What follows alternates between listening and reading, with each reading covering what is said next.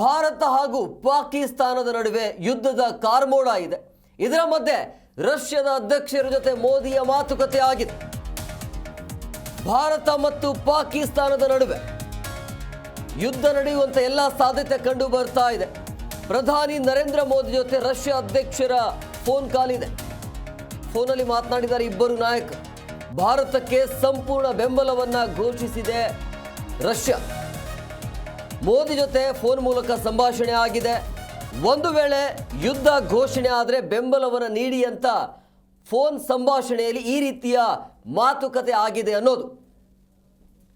ಎಲ್ಲ ರೀತಿಯಾದ ಸಿದ್ಧತೆ ಅಂತೂ ಆಗಿದೆ. ಈಗೇನೇ ಇದ್ರೂ ಕೂಡ ಸಮಯ ನಿಗದಿ ಆಗಬೇಕು. ಸಮಯ, ಯಾವ ಸ್ಥಳ, ಪ್ರತೀಕಾರದ ಭೀಕರತೆ ಹೇಗಿರಬೇಕು, ಈ ಮೂರಕ್ಕೆ ಅನೌನ್ಸ್ ಮಾಡಬೇಕಷ್ಟೇ. ಈಗ ಹೇಳಿ ಯುದ್ಧಕ್ಕೆ ಹೋಗೋದಲ್ಲ, ಅದೆಲ್ಲವೂ ಕೂಡ ಗೊತ್ತಿರುತ್ತೆ ಏನು ಮಾಡಬೇಕು ಅಂಥೇಳಿ. ಸೊ ಹಂಗಾಗಿ ಒಂದು ವೇಳೆ ಅವ್ರ ಕಡೆಯಿಂದನೂ ಕೂಡ ಅಟ್ಯಾಕ್ ಆಯಿತು ಅಂತ ಹೇಳಿದ್ರೆ ಸಹಜವಾಗಿ ಅಕ್ಕಪಕ್ಕದಲ್ಲಿರುವಂಥ ರಾಷ್ಟ್ರಗಳು ಆಗಿರ್ಬೋದು ಅಥವಾ ನಮ್ಮ ಮಿತ್ರ ರಾಷ್ಟ್ರಗಳು ಅವರ ಅಭಿಪ್ರಾಯ ಏನಿರುತ್ತೆ ಅನ್ನುವಂಥ ಮಾತುಕತೆ ಇದು.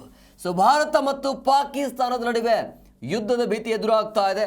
ಪ್ರಧಾನಿ ಮೋದಿ ಜೊತೆ ರಷ್ಯಾ ಅಧ್ಯಕ್ಷರು ಕೂಡ ಫೋನ್ ಕಾಲ್ನಲ್ಲಿ ಮಾತನಾಡಿದ್ದಾರೆ ಅನ್ನುವಂಥ ಮಾಹಿತಿ ಇದೆ. ಭಾರತಕ್ಕೆ ಸಂಪೂರ್ಣ ಬೆಂಬಲ ಇದೆ ಅಂತ ಪುಟಿನ್ ಹೇಳಿದ್ದಾರೆ. ಸೊ ಮೋದಿ ಜೊತೆ ಫೋನ್ ಮುಖಾಂತರ ಸಂಭಾಷಣೆ ಆಗಿದೆ.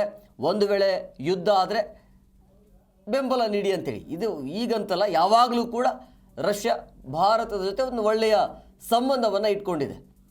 ಸೊ ಹಂಗಾಗಿ ಭಾರತ, ಅಮೇರಿಕ ಯಾವಾಗಲೂ ಕೂಡ ಈ ರಷ್ಯಾ ಮತ್ತು ಅಮೇರಿಕ ಯಾವಾಗಲೂ ಕೂಡ ಭಾರತದ ಜೊತೆ ಬೆಂಬಲಕ್ಕೆ ನಿಂತೇ ನಿಲ್ಲುತ್ತೆ.